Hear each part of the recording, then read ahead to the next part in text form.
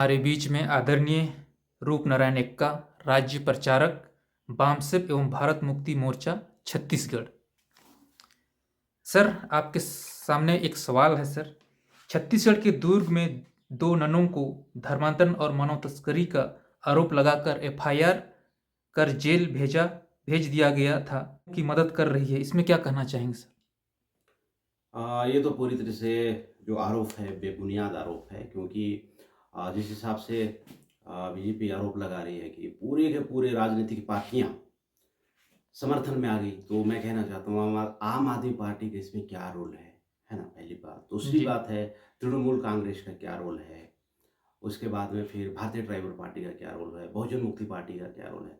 तो ऐसा अगर आप पर्टिकुलर पॉलिटिकल पार्टी का आप इंडिकेशन करेंगे ना, तो ऐसा कुछ भी नहीं है। जी। ये आरोप पूरी से बेबुनियाद है। और जैसे आप केंद्र में अभी जैसे जो तिबारा जो सरकार बनी हुई है भारतीय जनता पार्टी की, जी। तो ये आरएसएस का एजेंडा को फॉलो कर रही है। वो जितने भी जो ईसाई हैं उन्हें बदनाम करने के लिए धर्मांतरण का बार बार आरोप लगाया जाता है। मैं पूरे हमारे जितने भी जो व्यूअर्स हैं पूरे ऑल ओवर इंडिया इसको देख रहे हैं, मैं पूरे दावे के साथ में बोल सकता हूँ कि किसी भी पर्सन को आप धर्मांतरित करते हुए आप कभी देखेंगे नहीं। लेकिन इनकी मीडिया इनका टीवी चैनल प्रोपेगेंडा चला के इसको बदनाम करने का प्रयास किया जा रहा है। जैसे मैं आपको बता रहा हूँ उदाहरण के साथ में कि उन्होंने मुसलमानों को उन्होंने बदनाम करने का एक घृणा अभियान चलाया था और उन्हें बहुत बदनाम किया देश भर में। तो बहुत सारे जो गैर मुसलमान हैं वे लोग मतलब कि ये जो प्रचार करने वालों के फेवर में आए और जो 15% जो मुस्लिम हैं, अल्पसंख्यक हैं, वो ऐसा करके भयंकर बदनाम किया गया। अच्छा, मुस्लिम की पारी अब खत्म हो गई, अब ईसाइयों की पारी शुरू हो गई। जी। तो यहाँ पे धार्मिक रूप से बदनाम करने का प्रयास किया जा रहा है, लेकिन इसके पीछे का जो असल वजह है वो इनकी एजुकेशन है। जी। हाँ, क्योंकि जो शिक्षा है वो सवालों को जवाब देती है जी। और जी। सवाल है जो बीजेपी आरएसएस को चुभ रही है। चुभ रही है। तो यहाँ पे धर्मांतरण का मामला नहीं है, यहाँ पे मामला एजुकेशन का है, राइट्स का है, फंडामेंटल राइट्स का है। और यहाँ पे जो मौलिक अधिकार चल रहा है उसका ये मामला है। तो मैं इसका खंडन करता हूँ। सर, हम छत्तीसगढ़ में आदिवासी नेता आदरणीय अरविंद नेतम जी का कहना है कि जी। धर्मांतरण के लिए विदेशों से पैसा आती है, कितना सही है सर? जिस हिसाब से हमारे जो माननीय अरविंद नेताम साहब कह रहे हैं कि धर्मांतरण करने के लिए विदेश से भारी फंडिंग किया जाता है, तो मैं समस्त हमारे दर्शकों को मैं बताना चाहता हूँ कि ये जो फॉरेन से जो फंडिंग होती थी ये तो कई साल पहले बंद हो चुका है। तो हमारे अरविंद नेताम साहब यहाँ पे जो आरोप लगा रहे हैं ये बेबुनियाद है। मैं इस बातों का खंडन करता हूँ। और धर्मांतरण जैसा जो शब्द है जो बार बार आ रहा है, ये महज बीजेपी आरएसएस का एक पॉलिटिकल स्टंट है, इससे ज़्यादा कुछ भी नहीं है। अच्छा। हाँ। और उनका ये भी कहना है सर कि धर्मांतरण लोग जितने भी हैं जी। सभी का डिलिस्टिंग होना चाहिए, इनका कहना ये है। अच्छा। कितना सही है सर? क्या क्या लाभ हो सकता है डिलिस्टिंग होने से, क्या हम्म हानि हो सकता है? सर, मैं इस संदर्भ में एक चीज़ कहना चाहता हूँ कि जैसे बहुत सारे जो आदिवासी नेता हैं कभी कभी ऐसा कहते हैं कि जितने भी जो ईसाई धर्म को मानते हैं उनका डिलिस्टिंग कर दिया जाए, है ना? जी। तो उनको ऐसा लगता है कि हम डिलिस्टिंग करा के जितने भी जो प्राकृतिक पूजा हैं, जो प्रकृति से जुड़े हुए लोग हैं, जो अपनी रूढ़ी प्रथा को मानते हैं, सरना धर्म को मानते हैं, उनका हम भला करने वाले हैं। दरअसल अरविंद नेताम साहब जिस चीज़ को बयां कर रहे हैं, इसमें सबसे ज़्यादा नुकसान हमारे सरना धर्म के मानने वाले आदिवासियों का है। जी। क्योंकि मैं आपको बताना चाहता हूँ ये जो आदिवासियों के लिए जो विशेष अधिकार संख्या के अनुपात में मिला हुआ है। जी। देखिए, अभी आदिवासी लोगों का मुख्य रूप से 3 पहचान के रूप में उनको लोगों दिख रहे हैं। एक सरना धर्म मानने वाले, जी। एक ईसाई धर्म मानने वाले और तीसरा जो है वो हिंदू धर्म को मानने वाले। ऐसा मतलब कि 3 रूपों में देखा जा रहा है। जी। तो साथियों, यहाँ पे समझने वाली बात ये है कि अगर इसमें से अभी जैसे जशपुर जिला की आप बात को देखा जाए, तो जशपुर जिला में 22% जो लोग हैं, वो ईसाई धर्म को मानते हैं। जी। तो 52% से ऊपर है, इसलिए जो जशपुर जिला है वो 5वें अनुसूचित क्षेत्र है। लेकिन अगर ईसाइयों को 22% लोगों को अगर वहाँ से अलग कर दिया जाए, तो बचते हैं यहाँ पे 30%। तो यहाँ पे आदिवासियों को जो सरना धर्म को मानने वाले हमारे जो आदिवासी हैं, वो खुद ही जनरल इलाके में आ जाने वाले हैं। खुद ही जनरल इलाके में आ जाने वाले हैं। तो जब खुद ही वो लोग जनरल इलाके में आ जाएँगे, तो हमारे जो अरविंद नेताम साहब हैं, जी। जो केंद्रीय पूर्व मंत्री भारत सरकार हैं, तो वो किनका भलाई कर रहे हैं? वो सरना धर्म के लोगों का भलाई नहीं कर रहे हैं, वो भलाई कर रहे हैं यहाँ पे जनरल इलाका बनाने के लिए। तो जनरल इलाका का यहाँ पे काम हो जाएगा। और आपको पता है शेड्यूल इलाका होने के बावजूद भी अडानी अंबानी का यहाँ पे ज़मीन को कब्जाने का जो मामला इतना भयंकर चला हुआ है। अगर सोचो सरगुजा संभाग, बस्तर संभाग अगर जनरल इलाका हो जाए तो पूंजीपति लोगों का जो आक्रमण है कितना खतरनाक हो जाने वाला है। तो यहाँ पे जो हमारे वरिष्ठ कार्यकर्ता हैं, वरिष्ठ आदिवासी नेता हैं, सर्व आदिवासी आज के राष्ट्रीय अध्यक्ष हैं, मैं इनकी इस बातों का मैं खंडन करता हूँ और तमाम आदिवासियों को मैं सचेत भी करना चाहता हूँ कि इस तरह के अगर नेतृत्व की वजह से अगर आप समाज का अगर नुकसान करना चाहते हैं, समाज का नुकसान होगा तो बहुत भयंकर मामला है। क्योंकि आप डिलिस्टिंग के नाम पे शरणार्थ लोगों का सबसे ज़्यादा नुकसान कर रहे हैं। डिलिस्टिंग करके ईसाइयों को तो आप अलग कर दोगे, चलो उनका तो नुकसान हुआ, सुनो नुकसान हुआ, लेकिन जो बचे हुए हमारे जो सरना धर्म को मानने वाले लोग हैं उनका तो पूरा भंडाधार हो गया। रिजर्व इलाका जो है 5वीं अनुसूची है, 5th शेड्यूल है, पूरा जनरल इलाके में बदल जाएगा। तो इस संदर्भ में पूरे 14 करोड़ आदिवासियों को विचार करना चाहिए, मेरा ऐसा मानना है। सर एक सवाल है जी, आरक्षण किस आधार पे मिलता है थोड़ा? आरक्षण वर्गों के आधार पर मिलता है। जी जैसे 801 जाति के जो आदिवासी हैं उनका वर्ग है अनुसूचित जनजाति, जी तो वो वर्ग के आधार पे मिल रहा है, जातियों के आधार पे भी नहीं मिलता है। जैसे अभी उदाहरण के लिए उरांव जातियों के लिए इतना पोस्ट, कंवर जातियों के लिए, गौड़ जातियों के लिए, है ना, या बिरहोर जातियों के लिए इस टाइप का कभी भी वैकेंसी निकलता आप देखे होंगे, वहाँ पे लिखा था सर अनुसूचित जनजाति वर्ग, तो वर्गों से निकलता है। और जो एससी का 1750 जो जातियाँ हैं उसके लिए अनुसूचित जाति, और ओबीसी के जो 52.5% जो लोग हैं, 3743 जाति के जो लोग हैं उनके लिए अन्य पिछड़ा वर्ग, उसके बाद में फिर जो बचे हुए जनरल उनके लिए जनरल वर्ग। तो 4 कैटेगरी में वैकेंसी निकलती है। तो जो भी लोग भ्रमित करना चाहता है कि भाई धर्मों के आधार पे वैकेंसी निकलती है या फिर जातियों के आधार पे, तो ये पूरी तरह से सरासर गलत है। ये भी कहना है सर कि आदिवासियों का जो आरक्षण को ईसाई आदिवासी लोग, क्योंकि अगर ईसाइयों के लिए अलग से अगर वैकेंसी निकलता, ईसाई आदिवासी वर्ग ऐसा करके निकलता और सबसे ज़्यादा उनके लिए वैकेंसी निकलता, तो फिर ऐसा इल्ज़ाम लगाया जा सकता था कि उन लोगों को आरक्षण का सबसे ज़्यादा लाभ निकला। यहाँ पे अनुसूचित जनजाति वर्ग के आधार पे पूरे संयुक्त 801 जातियों के लिए बराबर वे में यहाँ पे वैकेंसी निकलती है। ऐसा बोला जा सकता है कि जो भी मिशनरियों के द्वारा जो स्कूल चलाया गया, तो यहाँ पे अगर यहाँ पे पढ़े लिखे लोग थोड़ा सा ज़्यादा वर्ग ईसाई धर्म को मानने वाले हुए, ये बातों को स्वीकारा जा सकता है। क्योंकि मैं आपको बता रहा हूँ अभी, जैसे मैं घोगर बासिन मेरा नेटिव प्लेस है। तो घोगर बासिन हमारा गांव है, और बासिन के बाजू में एक घोगर करके एक जगह है जहाँ पे हमारे जो नागवंशी जाति के लोग और डोम जाति के लोग बड़ी तादाद में वहाँ पे निवास करते हैं। तो उसकी दूरी बड़ी मुश्किल से 3 किलोमीटर है बासिन की और घोगर की। तो मैं देखता हूँ कि जो बासिन में जिन्होंने भी मिशन स्कूल जाने में किसी टाइप का कोई आपत्ति नहीं आया, स्कूल जाने में, मैं चर्च जाने की बात नहीं कर रहा हूँ, नहीं तो फिर लोग बाग वीडियो में फिर अनाप शनाप कमेंट करेंगे। तो मैं बता रहा हूँ कि स्कूल जाने में, चर्च जाने की बात नहीं कर रहा हूँ। स्कूल जाने में जो बासिन वालों को आपत्ति नहीं हुई, तो इस गाँव में बासिन में और घोगर में आप जो साक्षरता को आप देखेंगे बहुत फ़र्क है, ज़मीन आसमान का फ़र्क है। तो अभी भी जैसे हमारे जो नागवंशी जाति के जो हमारे भाई लोग हैं और डोम जाति के भाई लोग हैं, अगर बासिन अगर 90% अगर साक्षरता में आती है, तो हमारा जो घोगर है जहाँ पे मात्र 3 किलोमीटर का फ़र्क है, दूरियाँ किलोमीटर वाइज, तो उसमें हम लोग देखते हैं कि वहाँ पे जो साक्षरता का जो संख्या है 40-50%, इतना फ़र्क है। ये कहाँ पड़ता है सर? सर ये कांसाबिल से बगीचा रोड में 17 किलोमीटर की दूरी पे पड़ता है। सर ये अरविंद नेताम जी का कहना है कि जी। धर्मांतरित ईसाई लोग हम्म। 24 घंटा प्रचार करते हैं, इसको बैन कर देना चाहिए।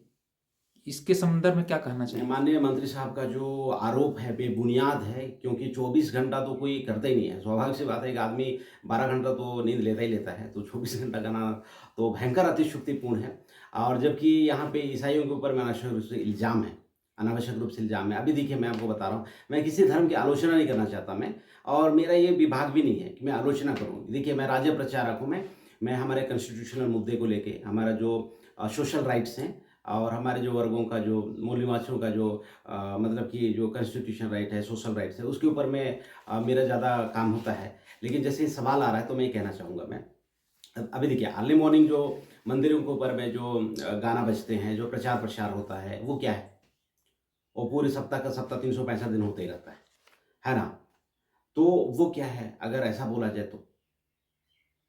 और आप किसी भी चर्चेस में आपने देखो कि सुबह-सुबह माइक लगा के कोई ऐसा धार्मिक गाना गाया जा रहा है, फिर धर्म का प्रचार किया जा रहा है, ऐसा। मैं इसमें ऐसा कहना चाहता हूँ, ये जो जब से सेंट्रल गवर्नमेंट में बीजेपी की सरकार बनी है और आरएसएस का जो मुद्दा को ये जो बीजेपी की सरकार जो कैरी फॉरवर्ड कर रही है, बहुत भयंकर मामला है।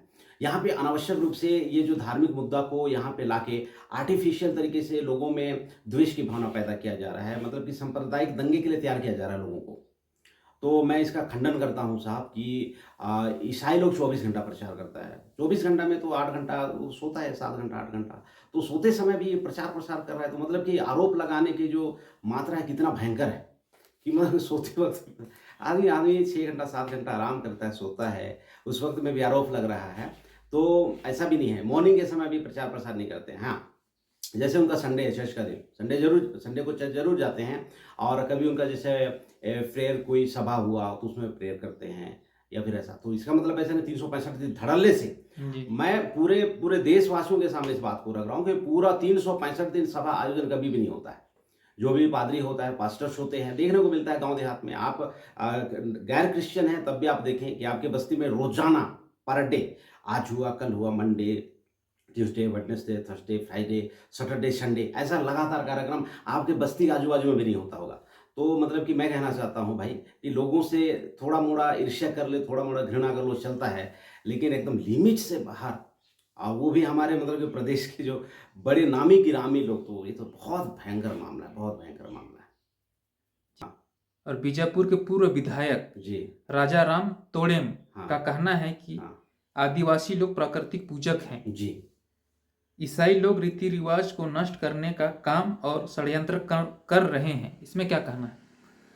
मैं इसमें कहना चाहता हूँ आदिवासी के मूल रूप से प्राकृतिक पूजक हैं और वे अपनी धरोहर को, अपनी विरासत को बहुत अच्छे से सँभाले हुए हैं। मैं इसकी तो तारीफ़ करता हूँ, बहुत अच्छी बात है।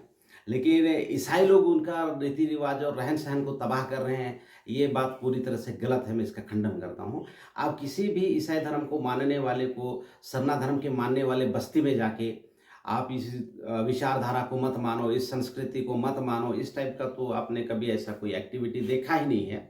लेकिन मैं इसमें एक चीज़ ये कहना चाहता हूँ सर कि आरएसएस विचारधारा के लोग और बीजेपी के जो विचारधारा के जो लोग हैं, हमारे आदिवासियों के नेताओं के कान में वो थोड़ा-सा नफ़रत की जो कुछ अल्फ़ाज़ है फूँक देते हैं और उसको जब उन लोग कैरी फॉरवर्ड करता है समाज के अंदर में, तो समाज को इसका बहुत ज़्यादा खामियाजा और नुकसान भुगतना पड़ता है। मैं माननीय राजा राम तोड़ेम साहब को मैं कहना चाहता हूँ कि अपने पूरे जीवन के अंदर में अगर वो हमारे आदिवासियों के लिए जो स्वायत्त शासन की व्यवस्था संविधान में किया गया है, अगर उसको अमल करने में अगर वो ज़ोर लगाते, अपनी ताकत लगाते, तो समस्त हमारे 14 करोड़ आदिवासियों को फ़ायदा होता। और हमारे केंद्रीय पूर्व मंत्री भारत सरकार अरविंद नेताम साहब को मैं भी ये कहना चाहता हूँ कि लोगों के भले के लिए अपनी ऊर्जा, एनर्जी और फोकस को लगाने से बड़ा फ़ायदा हो सकता है। लेकिन अगर हम लोग जातियों में विभाजित करके, धार्मिकता के अनुरूप विभाजित करके और सांप्रदायिक दंगा फ़साद भड़का के हम लोग समाज का भला नहीं कर पा रहे हैं, बल्कि समाज का नुकसान ही हो रहा है। जी जी, सर, इस भारत देश में जी। ईसाई मिशनरियों के द्वारा हुँ, स्कूल खोला गया, हॉस्पिटल खोला गया। हाँ। क्या हॉस्पिटल और स्कूलों में धर्मांतरण के लिए बोला जाता है क्या? नहीं, मैं खुद मिशन स्कूल में पढ़ाई किया हूँ। जैसे आप मेरा नाम से ही जैसे आपको लग रहा हो रूपनारायण का, मैं आदिवासी हूँ, लेकिन मेरा जो नाम है किसी भी एंगल से आदिवासी का ऐसा लगता नहीं है। और जब मैं सरकारी स्कूल में पढ़ाई कर रहा था प्राइमरी स्कूल में 4th क्लास तक मैं सरकारी स्कूल में, तब मेरा जो नींव है बहुत ही कमज़ोर हो गया था। मेरे पिताजी को इसकी चिंता हुई और मुझे बासेन के मिशन स्कूल में 5वीं कक्षा में दाखिला दिलाया गया और मैं वहीं पे पढ़ के 12th पास किया। जी। तो 3 साल मुझे अपना बेस को सुधारने में लगा हुआ था। तो मैं जो मिशन स्कूल में मैंने जो इतना वक़्त बिताया, ऐसा नहीं कि मैंने 1 साल वक़्त बिताया, 2 साल वक़्त बिताया, ऐसा मामला नहीं है। मैंने इतना लंबा वक़्त बिताया वहाँ पे, मतलब कि 5वीं कक्षा से स्टार्टअप किया और 12th तक मैंने वहाँ पे पढ़ाई किया। तो वहाँ पे कभी भी दबाव ऐसा नहीं दिया गया कि भई आप सबों को ईसाई धर्म को स्वीकार करने। वहाँ पे धार्मिक स्वतंत्रता को पूरी तरह से सम्मान किया जाता है कि अगर किन्हीं को गैर ईसाई बन के ही पढ़ाई करना है, तो आप देखेंगे कि वहाँ पे गैर ईसाई बन के भी वहाँ पे लोग पढ़ाई कर रहे हैं। अभी हमारे जशपुर में आप देखेंगे करीब में यहाँ पे प्रताप में अभी यहाँ पे एक मिशन स्कूल है। आप वहाँ पे आप देखिए कि वहाँ पे सिर्फ़ ईसाई लोग पढ़ रहे हैं या अन्य जाति के लोग पढ़ रहे हैं, तो उसमें बहुत आया संख्या में आप देखेंगे कि यादव लोगों की पढ़ाई चल रही है वहाँ पे, और साहू लोग, गुप्ता लोग, ओबीसी की कैटेगरी के लोग और अन्य-अन्य बहुत सारे जातियों के लोग पढ़ रहे हैं। और वहाँ पे की जो स्कूल संचालन करने वाली जो कमेटी है, वो धर्मांतरण का कभी दबाव ही नहीं लगाती है। मैं बता रहा हूँ, ये ईसाइयों के प्रति पूरे देश भर में घृणा अभियान चलाया जा रहा है, इनको सिंगल आउट करने का मामला है। और इनकी सबसे अच्छा काम है कि इन्होंने हॉस्पिटल खोल के जो सेवा दिया, तो इन्होंने डिस्पेंसरी के माध्यम से बहुत सेवा दिया, लोगों की जानें बचाई, तो उनका एक नाम हुआ। उसके बाद में फिर इन्होंने स्कूल खोला, और मैं जैसे सरकारी स्कूल में जैसे मैं पूरी तरह से फ्लॉप होने के कगार पे चला गया था, क्योंकि वहाँ पे पढ़ाई के स्तर को बहुत नीचे कर दिया गया था। तो मिशन स्कूल है जो मुझे सँभाला, और आज मुझे बतौर रूपनारायणिका के रूप में पूरे प्रदेश ऑल ओवर इंडिया के बहुत सारे हमारे जो सोशल एक्टिविस्ट, आदिवासी, एससी, और जैसे मैं बामसेब भारत मुक्ति मोर्चा में काम करता हूँ मैं, तो 6743 जाति के बहुत सारे लोग मुझे जानते हैं। तो आज मेरी जो एक पहचान बन पाई, मैं जो गुम ना हो पाया, इसमें मिशन स्कूल का जो एजुकेशन है वो बहुत ही अच्छा भूमिका निभाया। क्योंकि अगर मैं जिस हिसाब से मेरी जो प्राइमरी जो बैकग्राउंड पूरी तरह से ख़त्म हो चुकी थी, अगर उसी हिसाब से मैं चलता तो शायद मैं 8वीं कक्षा भी पास नहीं कर पाता। लेकिन मैं धन्य मनाता हूँ उस स्कूल का जिन्होंने मुझे पुश किया पढ़ाई करने के लिए, और उसकी वजह से मुझे अक्षर ज्ञान हुआ। अक्षर ज्ञान होने की वजह से मैं भारत देश की सामाजिक व्यवस्था, राजनीतिक व्यवस्था और धार्मिक व्यवस्था को समझ पाया। जी। और जो शिक्षा होती है वो सवालों का जवाब देती है। जी। तो ज़्यादातर ईसाइयों से नफ़रत करने के पीछे भारत में यही है कि यहाँ पे इन्होंने शिक्षा दिया, और जो आरएसएस की जो अंदर की जो पॉलिसियाँ हैं, अंदर की जो नीतियाँ हैं, उसका खुलेआम देखा जाए तो फिर विरोध किया जा रहा है। तो ये कहीं न कहीं मूल कारण ये है। जी। सर, जसपुर जिला के कुनकुरी विधानसभा से हमारे आदरणीय मुख्यमंत्री विष्णुदेव साय जी, के विधानसभा क्षेत्र में जी, जो Loyola Holi cross nursing college है, जी, कुछ माह पहले वहाँ पे भी आरोप लगा गया था कि एक छात्रा के द्वारा जी, जी। कि मेरे को जबरदस्ती नन बनने के लिए फोर्स कर रहे हैं करके ऐसा बात आया था, तो उसमें क्या कहना चाहेंगे? आज आप सभी लोगों को ज्ञात होगा कि पिछले समय पे वहाँ पे इस टाइप का मतलब कि जो दुर्भावना है वो फैलाने का प्रयास किया जा गया था। तो जब इस घटना का तहकीकात किया गया, उसकी समीक्षा किया गया, एनालिसिस किया गया, तो चौंकाने वाली घटना है जी। कि वो जो बहन जी है उन्होंने कभी क्लास अटेंड ही नहीं किया। जी। और जब वहाँ पे जो नर्सेस को संचालन करने वाली जो यहाँ पे कमेटी थी, उन्होंने जब उनको इस संदर्भ में मैं बोला, तो वो उलट के फिर उनमें धर्मांतरण का आरोप लगा दिया, और इसमें आरएसएस के कुछ कार्यकर्ता और बीजेपी के कार्यकर्ताओं का यहाँ पे इन्वॉल्वमेंट था। तो हर जगह पे लगभग-लगभग इसी टाइप का पैटर्न में लोगों को बदनाम करने का प्रयास किया जा रहा है। तो आज अगर देखा जाए तो इनके पास में लोग इतने ज़्यादा हैं, इतने ज़्यादा इनके इस ईसाई धर्म को मानने वाले लोग हैं, तो मुझे नहीं लगता है कि इनको और भी ज़्यादा इनके संगठन को बढ़ाने के लिए, इनकी चीज़ को बढ़ाने के लिए और नए-नए लोगों की ज़रूरत है। मैं तो ऐसा पूरे भारत देश के अंदर में मेरा आना-जाना होता है संगठन के कामों से, मैं तो किसी भी प्रदेश में इस तरह का कोई घटनाक्रम नहीं देखता हूँ मैं। तो ये जो हमारे माननीय विष्णुदेव साय मुख्यमंत्री जो हमारे कुनकुरी विधानसभा के विधायक रहे हैं, तो उनके विधानसभा क्षेत्र में और उनके गृहग्राम में ऐसे-ऐसे करतूत आरएसएस बार-बार कर रही है, ये कितना भयंकर मामला है। और समाज को जागृत होना चाहिए, क्योंकि इनका जो बार-बार जो सांप्रदायिक मामला को भड़काने का मामला चल रहा है, लड़ाई करवाने का मामला चल रहा है, ये किसी भी सूरत में सही नहीं है। और हमारे समाज के जितने भी साथी हैं, उन सभी साथियों को मैं कहना चाहता हूँ कि दोस्त और दुश्मन की जानकारी का होना बहुत ज़रूरी है, बहुत ही ज़रूरी है। क्योंकि हमारे लोग सामने वाला हम लोगों को उलझाता है, हम लोग उलझते हैं, ये बहुत बड़ी बात है। यहाँ पे क्रांतिकारी गौतम बुद्ध का नाम लेना चाहता हूँ। क्रांतिकारी गौतम बुद्ध कहते हैं कि आपको क्रॉस वेरिफ़िकेशन का सिद्धांत को अपनाना चाहिए। कि आरएसएस ने बोला कि फलाना जगह धर्मांतरण चल रहा है, आपके कानों में ये बात सुनाई दिया, तो आपको मानने की जगह पे उसका क्रॉस वेरिफिकेशन करना चाहिए कि वाकई में ये अफवाह है, सांप्रदायिक दंगा भड़काने के लिए दुष्प्रचार किया जा रहा है, ये हकीकत है। अगर हकीकत है तो लीगल एक्शन लिया जा सकता है, इस बातों में मैं सहमत करता हूँ। लेकिन अगर जो दुष्प्रचार है, तो ये आरएसएस की बहुत ही मतलब कि दुर्भावनापूर्ण व्यवहार है, जो समाज में विभाजन करने का काम कर रहा है, और किसी भी समाज में विभाजन की नीति अगर अपनाया जाए, तो किसी भी सूरत में सही नहीं हो सकता है। बहुत बहुत धन्यवाद सर, आपने समय दिया, इसके लिए पुनः धन्यवाद देते हैं। मैं भी आपका बहुत-बहुत धन्यवाद करना चाहता हूँ और ये जो हमारे एक बहुत अच्छे हमारे जो अजीज़ मित्र हैं, यूट्यूबर हैं, आसिफ खिशी, उनके माध्यम से ये इंटरव्यू लिया जा रहा है। मैं हमारे पूरे हमारे आशीष भाई के चाहने वालों को मैं ये बताना चाहता हूँ कि उनका जो यूट्यूब है बहुत अच्छा ग्रो कर रहा है। सभी साथी लोग उन्हें भरपूर प्यार दें, उन्हें लाइक करें, सब्सक्राइब करें, शेयर करें और इनके चैनल को बहुत ग्रो होने के लिए आप काम करें। और इस मौके पे मैं आशीष भाई का धन्यवाद करते हुए और आप सभी दर्शकों को मैं धन्यवाद करते हुए आप सभी साथियों से विदा लेता हूँ। बहुत-बहुत धन्यवाद। जोहार।